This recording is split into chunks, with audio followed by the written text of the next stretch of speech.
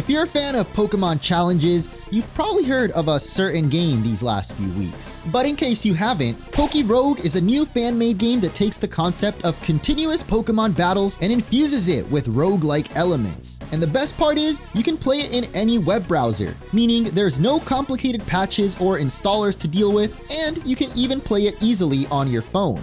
You guys got phones, right? So what is it about this seemingly simple Pokemon battling game that's taking over my life? Pretty much everything about it, to be honest. But I suppose roguelike is a good place to start, since it's a term some Pokemon fans might not be familiar with.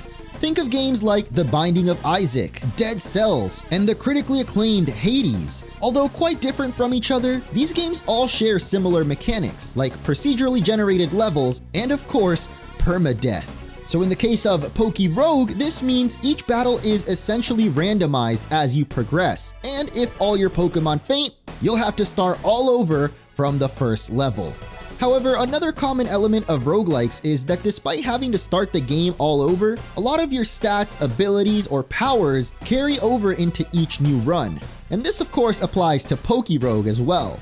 Initially, new players only get to choose from the starter Pokemon of Kanto to Paldea, but as you climb through the levels, you'll have the chance to catch any wild Pokemon you run into, provided you have the balls for it, of course. And each new Pokemon you catch will be added to the roster you can then choose from when you start a new playthrough. The goal of this game is to fight your way through waves of continuous battles against wild Pokemon, trainers, boss Pokemon, and of course, boss trainers like gym leaders and rivals. There are a few different modes, but the default is known as Classic Mode, where the ultimate goal is to reach the 200th floor, which is what I'm going to be attempting in this video. Got all that so far? Awesome! We're just getting started. However, most of the intricacies and mechanics that make up Rogue are better explained as we actually play the game. So if you guys are excited for perhaps the most challenging yet still fun fan game I've ever played, don't forget to hit that like button as we take on Rogue. If we don't help, 100% he loses wave 25. Look, this is gonna be literally my first time trying, so I don't expect to make it very far, but with those fighting words, I began my first ever run of Rogue, which meant I first had to choose my starters. Some of my favorites to start off with are the Kanto starters, since they not only get access to Mega Evolutions, but also their Gigantamax forms, if you can find the right items, of course. And I think they're supposed to have their normal abilities, but for some reason the game gave me their hidden abilities on my first try. I don't know if that was a glitch or maybe a bonus for first-time players, but I'll take it. El Tigre, Mojo, and RuPaul, that's right, we're picking starters that I've actually used in my playthroughs. First time in Rogue. And we got Whismur. I am intimidated by this game, even though Litten was the one that used Intimidate. After each battle comes what many players refer to as the buying phase. On the top row, you'll see a set list of items you can purchase that get better as you progress. On the bottom row, you'll get to choose one of 3 free items, and these are randomly selected and can vary wildly in rarity, from just regular potions or berries all the way to Master Balls and rare candies. There are way too many items for me to explain in this video, but usually I prioritize healing first, then experience, then money, but in this case, I ended up going with the lure, which increases the chances of double battles occurring. Go lure again, stack the lures. Alright, we'll keep stacking the lures. Okay, it's Venipede thankfully, so we're actually fine. Every once in a while you might notice an item gets upgraded, and you can actually increase the likelihood of that happening with shiny Pokemon. How do you obtain shinies in this game, you might be wondering? We'll save that for a bit later. The first few battles went smooth as butter, and we even managed to take down the first trainer with ease. Who turned off the lights? Should I just stream like this, guys? So far, Rogue seemed like all fun and games, but then came round 8. Oh? Turns out this game actually has a bit of story, so meet our rival Ivy, or Finn if you chose to play as a girl. Yo, I like her design. With the glasses. Oh, thank goodness she's got a chest spin. We're gonna absolutely roll this thing with some Ember. I believe her starter is randomized, but it'll stay consistent, so if she has a Sprigatito in the first battle, expect a sassy Meowscarada later on. She'll also always have one of the early bird Pokemon that's randomized each run. She got a yo, look at this Watrel sprite! That's so cool. Okay, maybe this battle wasn't as tough as I hyped it up to be, but trust, next time we see our rival, it won't be so easy. Super EXP Charm and EXP All. What? Increases XP gain by 60%, and non-participating Pokemon get 20% of the XP. So does that mean the Pokemon that weren't battling earlier were not getting any XP? Oh yeah, Grookey's still at level 5, bro. Oh my god. Wait, what is this? Why am I choosing a Pokemon? I'm gonna pick Litten. I don't even know what this is doing. I wasn't paying attention. Press back. Back out. Go back. Wait, what happened? You missed a master rank item. Wow. And that's why you don't spam the A button. Thankfully, it didn't seem to matter too much as we easily tore through the next battle and made it to the first boss. Every 10 turns, you'll come face to face with a boss battle. You might notice boss Pokemon have multiple HP bars, and depending on how much damage you do, sometimes you can knock out multiple bars with one hit. But in general, they're definitely tankier than your average Pokemon, so I recommend for later bosses carrying moves like Leech Seed, Salt Cure, or Poison to whittle them down. Also, don't be afraid to sacrifice Pokemon. I know it sounds messed up, but after every 10th level you beat, your whole team gets healed for free. Oh my gosh. That HP though. He got 2 HP bars, bro. But we absolutely one-shot the second bar. Nice. Let's go. Get some bonus XP on Grookey. And look at that, we get the XP charm. Is that the thing I missed out on earlier? I believe the floors on which you face certain trainers is guaranteed, so I'll show a list of like what floor is which on screen because I can't remember them off the top of my head, but it's a good thing to memorize or I guess keep in mind as you're playing, especially when it comes to rival battles. You want to make sure your team is healed up or else I'm about to end this man's whole career, or so she thinks, but in reality, Fletchling is not healed. Gosh dang it, bro.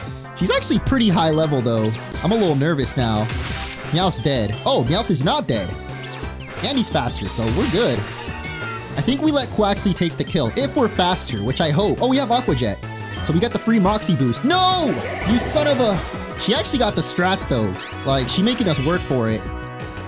Unfortunately, Grookey's not very... yeah, Grookey's not gonna do crap here, let's be real. Not giving up, though. Oh, she got rollout. Oh, that's not good. And we don't even do half of her health, dude. Come on. Oh, we're done for, bro. We're so done for. We got Flinch too. Come on. Are you kidding? It's so over, dude. It's Jover. No, Litten. Yeah, Quaxly does nothing. Come on, man. Why is Quaxly doing no damage? Oh my god. She gonna switch again? Oh. How does she have a Lapras? Alright, well, you know what? I don't even feel that bad anymore. Even if we killed that Quilladin, there was no way we were taking out Lapras. What did we learn, guys? What did we learn? The number one thing I learned is that in the early rounds, you don't have EXP share. So it's best to focus on training just 1 or 2 Pokemon if you have lures. But you definitely want to make sure at least one of your starters evolves before reaching floor 25, just to even the odds a bit against the rival. And lastly, even though you can probably beat the game with any starters, some are clearly built better than others. But if you ask me, the starter I would most recommend to beginners is without a doubt Fuecoco. And that's because of a weird mechanic in this game that will be a lot easier to explain after Fuecoco's evolved into Skeledirge. So with that in mind, I decided to go with this squad for my second run, and immediately things went a lot smoother. Even though we could have used a heal, oh my god. I thought the rival was round 10. I didn't heal, man. Okay, so maybe I lied and actually forgot my number 1 rule, which is of course, heal your Pokemon. Oh my god, we're literally gonna lose already, bro, after we had such a stacked start. Are you kidding me? All because I didn't heal Fuecoco. Pain. Absolute pain. But I wasn't about to give up, even after such an embarrassing run. After all, you can learn from every defeat, and that's probably the most fun thing about Pokerogue. You always want to run it back. So maybe 3rd time's the charm. This time we don't have the hidden abilities. Was my game glitching? Hidden abilities or not, I was ready for one more shot at redemption. So this time I decided to swap Turtwig for Snivy and seemed to get pretty lucky in one of the early rounds. Is the map actually good? It's the best item? Really? The map lets you choose what area you want to go to after certain boss rounds, which basically means you get to choose what types of Pokemon you want to face. We also picked up an EXP balance quite early, which is one of the items I would most recommend grabbing early on, if you get lucky enough to find one, that is. So by the time we made it to the first rival battle, even though my health wasn't looking too hot, we managed to pull through. However, this doesn't heal us yet. We have to make it to round 10. There you go. See, now I can see the potion emotes under me. I need those. Don't be afraid to use your money when it comes to healing. Especially early on, potions are pretty cheap, and you want to make sure you're healthy going into the first boss. Good thing I healed, bro. And also, we got plus special attacks, so our water gun. We'll do a little bit more. Oh my god, let's go. Wait, I could have gone Rock Smash, actually. What? Does it auto... Yo, that's kind of cringe, dude. The way that its HP bars work. Thankfully, Fuecoco was more than tanky enough to take a couple bites, and we finished off Big Dog with no problem. I actually could have tried to catch it. I forgot. It's gonna take me a while, guys, you know? The next 10 rounds went pretty smoothly, with the only really noteworthy thing happening being that I picked up another type of EXP share. Again, I always recommend grabbing these early on, but keep in mind they only stack up to 100% bonus XP, or 5 of them, basically. Also managed to catch a Pikachu, and on round 18 was once again blessed by the RNG. Reviver Seed, isn't this from Pokemon Mystery Dungeon? Is that a one-time thing? Do we just put it on Ditto? Nah, we gotta put it on Fuecoco. Fuecoco's our carry on this team. Oh. Things are getting a little crazy, I see. It's getting a little heated in here. This feels like a good time to shout out the amazing music in this game, most of which comes from Pokemon Mystery Dungeon Explorers of Sky, a game I'm really hoping they remake considering how good the first remake came out. But when it comes to trainer battles, you'll mostly hear Gen 5 music, and I mean, Gen 5 slaps, we all know that. I made sure my team was healthy, this battle girl had a throw on her team that managed to do quite a bit of damage to my squad. So when I saw she still had another full health Pokemon, needless to say, I was clenching. Wait, but she still has a— oh my gosh, she still has another freaking Pokemon. We're slower, surely. Oh no, we're not.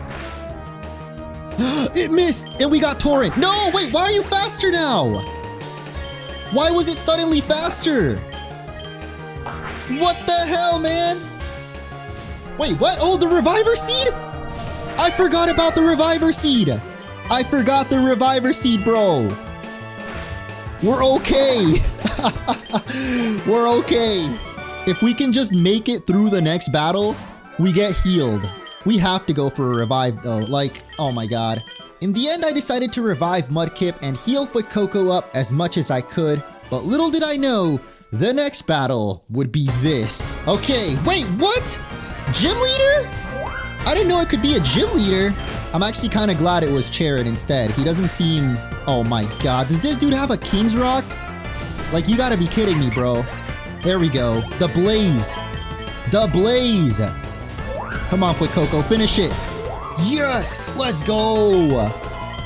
Fuecoco! Our first evolution, too. Yo!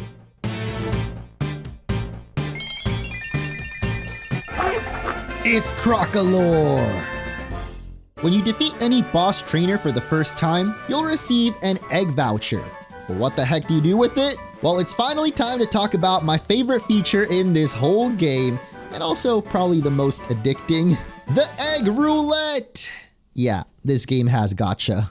There are 3 machines you can pull eggs from, each with different chances to obtain certain types of eggs. Or I guess Pokemon within the eggs. Which came first? I never know. First is the Move Up Gacha machine, which has an increased chance for hatched Pokemon to get rare egg moves. And some of these egg moves can get pretty wild, since they're often moves that those Pokemon can't learn in official games. Next is the Legendary Up Gacha machine, which has a higher chance to give legendary eggs. And of course, there's an even higher chance of it being the specific legendary featured on the machine. And that legendary changes every week. Finally, my personal favorite, the Shiny Up Gacha machine, will of course have an increased chance for shiny Pokemon to hatch. Eggs from this machine have a 1 in 64 chance to be shiny, which is pretty high if you ask me, and I've managed to hatch 4 shinies already, though I forgot how many times I've pulled at this point. But I always go for this machine because 1, everyone loves shinies, and 2, they actually have a purpose in this game. Other than looking cool, I mean. Remember how I mentioned in the buying phase there's a random chance one of your free items will get upgraded? Well, shiny Pokemon actually increase the likelihood of this effect happening. And the more shinies you have on your squad, the higher that chance becomes. So needless to say, I've become a bit of a fiend for this machine. After defeating Charon, we got to pick where we want to go thanks to the map we picked up earlier. And after asking chat, we decided to go with Metropolis. Yo! The music switch up. The next few floors weren't all too crazy, but thanks to me focusing on mainly training just Mudkip and Fuecoco, we managed to get 2 starters evolved before floor 25, which hopefully means we'll do better against our rival this time. Here we go! Redemption time! And she kicks it off with Ivysaur. One thing I quickly picked up on during this battle is that the AI for trainers and bosses in this game love to switch out their Pokemon in order to get a type advantage. So if you get good at predicting them, you can easily turn it to your advantage. And that's exactly what I did against Ivy. We're just constantly swapping, man. We just gotta keep swapping. That's the strat. Look, now we go Crocalor again, and she's gonna go for Fletchinder. But it's fine, we still oh, she's gonna go Bruxish actually. But now we know she's going Bruxish, so boom, take that super effective. Thing is though, I have to save Crocalor to take down Ivysaur, so now we go Marshtomp. Finish this thing off with a Rock Throw. Oh my god, we miss, you gotta be kidding me. Oh, she's not switching anymore. Yo, she gave up on the switching strats, let's go. Incinerate! Oh my god, she is so done for. It's over for you, girl. You're done for! Redemption, yes! We actually did it, guys. Oh my god, we even get Water Pulse. We made it, and we did it. And that basically sums up my latest addiction, Pokérogue. I definitely recommend checking the game out for yourselves because it's a really good game to watch someone play, but I feel like experiencing it for yourself, that's where it gets truly addicting. Of course, this wasn't the end of my Pokérogue run, so if you guys want to see more of this game, don't forget to hit that like button, and if we could reach 2,000 likes, I'll consider making more episodes. Otherwise, you can catch me playing this live right here on YouTube or on my Twitch channel. The links are, of course, in the description. I hope you'll give Pokérogue a try. Again, it's really simple. You can play it in your favorite web browser, even on your phone. Just go to Pokérogue.net, you make an account, and that's basically it. So thank you guys so much for watching, and I'll catch you in the next video.